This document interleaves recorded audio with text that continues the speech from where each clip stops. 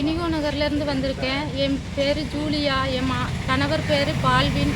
அவங்க சேஸ்ராஜ் என்கிற இனிகோ நகர்லேருந்து சேஸ்ராஜ் என்பற படகுல தான் கூட்டிகிட்டு போனாங்க கடலுக்கு.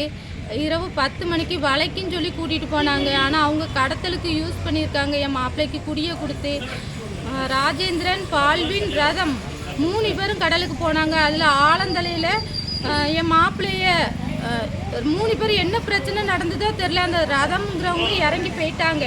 கடலுக்குள்ளே சென்று ஒரு 4 நாள் கழித்து எனக்கு மெசேஜ் வருது. நான் அவங்க வீட்டில் போய் கேட்க, இப்படி கடலுக்குள்ளே போனவங்க வலிஞ்சு போகுது அப்படின்னு சொல்லி போசு காப்பாற்றுன்னு சொல்லி மெசேஜ் வருது.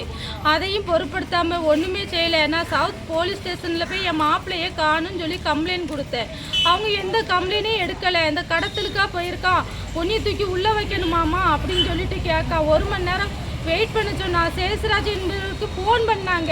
அவன் என்ன பேசினானோ தெரியல. 1 மணி நேரம் எங்களை வாசல்லே நிப்பாட்டி வச்சுட்டு ஒரு பதிலுமே சொல்லாமல் போங்கம்மா அப்படின்னு சொல்லி வெளியே அனுப்பிட்டாங்க. ஒரு யூஸுமே இல்லை. எஸ்பி ஆஃபீஸுக்கு போய் கம்ப்ளைண்ட் கொடுத்தேன். மரைன் போலீஸாருக்கு போய் கம்ப்ளைண்ட் கொடுத்தேன்.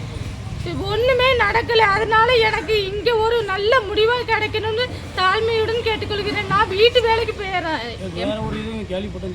வேற ஒன்றும் கேள்விப்பட்டேன். 8ஆம் தேதி ராஜேந்திரன் என்கிற அந்த நம்பர்லேருந்து கால் போயிருக்கு பார்த்துக்கிறங்க. அவங்க வந்து டூவிபுரத்தில் இருக்காங்க.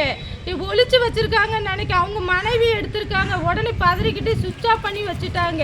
ஆனால் அவரு உயிரோடு இருக்காருன்னு கன்ஃபார்மாக தெரியுது.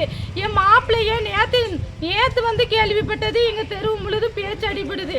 அடித்து கடலில் தூக்கி போட்டு கொண்டுட்டாங்கன்னு தான் சொல்கிறாங்க. ஆனால் இது வரைக்கும் எந்த இதுவுமே கம்ப்ளைண்டே எடுக்க மாட்டேங்காங்க. நானும் எத்தனை ஆஃபீஸுக்கு ஏறி இறங்குறேன். எனக்கு ஒரு நியாயமே கிடைக்க மாட்டேங்குது. என் பையனுக்கு வேற ஹார்ட்டில் ஆப்ரேஷன் பண்ணியிருக்கு. நான் அவங்க சேஸ்ராஜ் என்பவங்கிட்ட 2 லட்ச ரூபாய் என் மாப்பிள்ளை ஆள் பணம் வாங்கியிருக்காங்க. என் பையனுக்காக வாங்கியிருக்காங்க. அதனால அவங்க அடிமை மாதிரி எங்கே கூப்பிட்டாலும் போகணும் அடித்து தான் கூட்டிகிட்டு போயிருக்காங்க. எனக்கு எப்படியாவது ஒரு நல்ல முடிவாக எடுத்து தரணும்னு தாழ்மையுடன் கெஞ்சி கேட்டுக்கிறேன். உங்க பேரு? ஜூலியா.